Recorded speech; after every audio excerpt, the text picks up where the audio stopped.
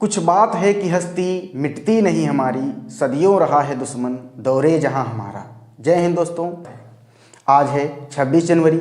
हम लोग जानते हैं कि भारत में 3 राष्ट्रीय पर्व मनाए जाते हैं, 26 जनवरी, 15 अगस्त और 2 अक्टूबर। 26 जनवरी को गणतंत्र दिवस, 15 अगस्त को स्वतंत्रता दिवस और 2 अक्टूबर को महात्मा गांधी का जन्म दिवस है, इसलिए महात्मा गांधी जयंती। आज हम लोग बात करेंगे गणतंत्र पर। गणतंत्र दिवस क्यों मनाया जाता है? तो लगभग लोगों को पता रहता है कि 26 जनवरी 1950 को संविधान पूर्णतः लागू कर दिया गया, जो कि 2 वर्ष 11 माह 18 दिन के उपरांत बन करके तैयार हुआ। तो 26 जनवरी को हम लोग इसीलिए मनाते हैं गणतंत्र दिवस। अब जैसा कि जानते हैं आप लोग कि किसी भी सब्जेक्ट को हम लोग हिंदी के साथ कनेक्ट करके कैसे याद रख सकते हैं। वो कहते हैं ना, अंदाजे बयां हर चीज़ को नया कर देती है, वरना इस ज़माने में कोई बात नई बात नहीं। यानी कि हम लोगों को पढ़ना हिंदी ही है, लेकिन उसको कैसे इंटरेस्टिंग बना करके हमको याद किया जाए, पढ़ा जाए, वो तरीका हम लोग सीखेंगे। तो आज चूँकि गणतंत्र दिवस है, तो आपके सामने हमने शब्द लिख दिए हैं। एक है गणतंत्र, दूसरा है राजतंत्र, और इसके साथ ही जो शब्द हम लोग कनेक्ट करके पढ़ सकते हैं वो लिखे हैं। तो सबसे पहले जान लेते हैं कि गणतंत्र क्या है। चाहे गणतंत्र कहा जाए, चाहे प्रजातंत्र कहा जाए, चाहे जनतंत्र कहा जाए या फिर लोकतंत्र कहा जाए, बातें सभी क्या होंगी? एक ही होंगी। क्योंकि प्रजा, गण, जन, लोक और गण, इन सब का अर्थ एक ही होता है, जनता। तो इसलिए उसी जनता से शब्द बनेगा गणतंत्र। अब गणतंत्र होगा क्या? किसी राष्ट्र की ऐसी व्यवस्था जिसका राष्ट्राध्यक्ष वंशानुगत ना हो, या इसी को दूसरी भाषा या दूसरे रूप में क्या कह सकते हैं?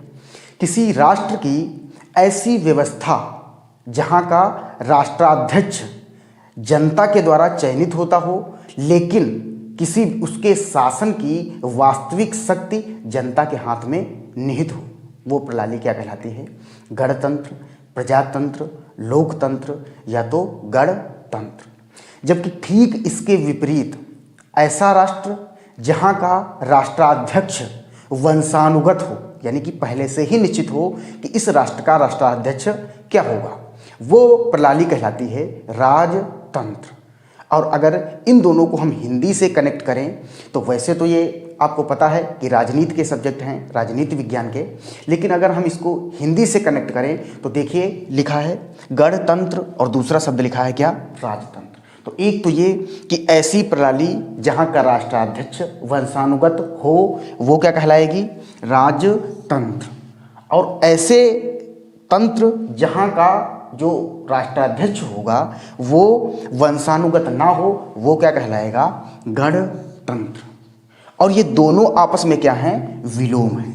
ये कनेक्ट हुई यहाँ से हिंदी कि अगर आपसे पूछा जाए गणतंत्र का विलोम क्या होगा, तो क्या होगा? राजतंत्र। अब चूंकि हमने आपको बताया कि गण शब्द का ही समानार्थी या पर्यायवाची क्या है? प्रजा, गण, जन, लोक। अब इन शब्दों को हम जानेंगे तो हिंदी में हम लोग टॉपिक पढ़ते हैं, एक तो लिंग और दूसरा टॉपिक है क्या? वचन।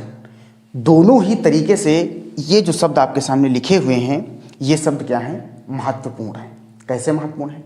आपसे प्रश्न पूछा जा सकता है, दिए गए शब्द में या दिए गए शब्द लिंग की दृष्टि से कौन से लिंग में आएंगे या वचन की दृष्टि से कौन से वचन में आएंगे? लिंग और वचन, इन दोनों को पहचानने का सबसे अच्छा तरीका है इन शब्दों का वाक्य प्रयोग।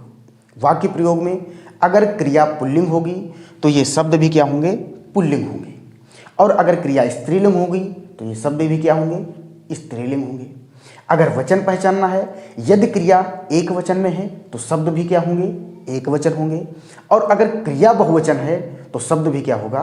बहुवचन। चलिए वाक्य प्रयोग करते हैं। जैसे पहला शब्द है प्रजा, तो किसी राज्य में प्रजा होती है। अब होती का अर्थ है स्त्रीलिंग और है का अर्थ है एक वचन। अगर है में बिंदी लगी होती, यानी अगर ये लिखा होता हैं, तब तो ये क्या हो जाता, बहुवचन। लेकिन हमने जो वाक्य प्रयोग किया वो किया किसी राज्य की जनता या किसी राज्य की प्रजा होती है। तो लिंग की दृष्टि से ये क्या है, स्त्रीलिंग। और अगर वचन की दृष्टि से देखें तो ये क्या है, एक वचन। और एक वचन भी कैसा, तो जो सदैव एक वचन में प्रयोग होता है वो शब्द क्या है, प्रजा। परीक्षा की दृष्टि से बहुत ही महत्वपूर्ण शब्द है कि सदैव एक वचन में प्रयुक्त शब्द कौन सा है, तो वो है आपका प्रजा। दूसरा शब्द है आपका गण। तो गण होता है, अब अगर होती ही होता तब तो स्त्रीलिंग, होता है यानी कि ये क्या होगा, पुल्लिंग।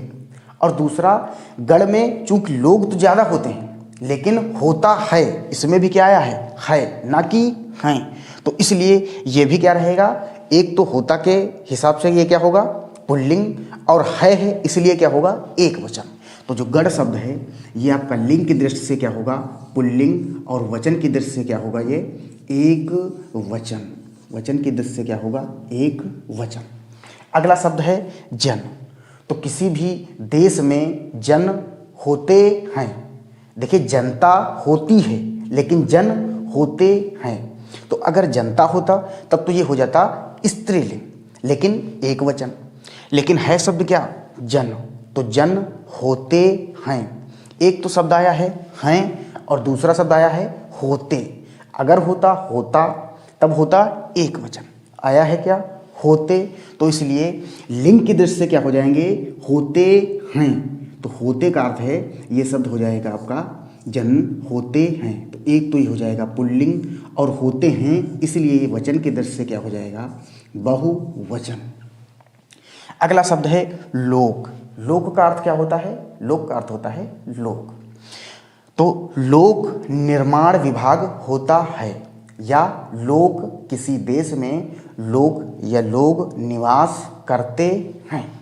हालांकि ये शब्द अगर पूछा जाएगा तो लोग के परिप्रेक्ष्य से पूछा जाएगा, लेकिन फिर भी अगर लोग पूछ लिया जाए तो लोक जो आपका शब्द होगा वो लिंग की दृष्टि से क्या होगा, पुल्लिंग।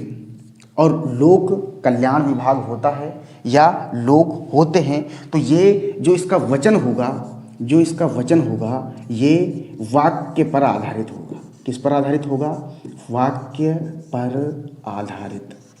लिंग और वचन में कुछ प्रश्न ऐसे भी बनते हैं जो कि वाक्य पर भी आधारित होते हैं, तो ये भी आपको याद रखना है। अब एक शब्द आपके सामने लिखा है रिक्त। रिक्त क्या होता है, तो ये इसी से संबंधित है। राजतंत्र में क्या होता है, वो व्यवस्था जिसका उत्तराधिकारी वंशानुगत हो।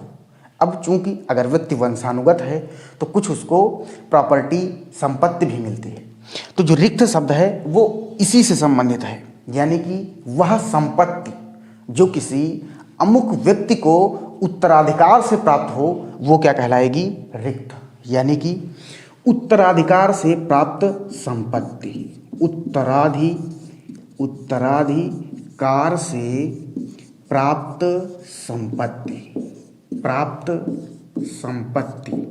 संपत्ति ही क्या कहलाएगी, रिक्त। तो हम लोगों ने जाना राजतंत्र क्या है, गणतंत्र क्या है, दोनों आपस में विलोम है। और जन, गण, प्रजा, लोक ये शब्द गण के ही समानार्थी हैं। और साथ ही जाना कि एक शब्द में, एक शब्द में ये रिक्त भी पूछा जा सकता है, और एक शब्द में ये शब्द भी पिछली परीक्षाओं में पूछे भी गए हैं कि राजतंत्र क्या है और गणतंत्र क्या है। तो ये आपके प्रश्न महत्वपूर्ण हैं। तो आशा करते हैं कि ये वीडियो आपको पसंद आई होगी। अगर वीडियो पसंद आई हो तो लाइक करें, शेयर करें और चैनल को सब्सक्राइब करें। जय हिंद, धन्यवाद।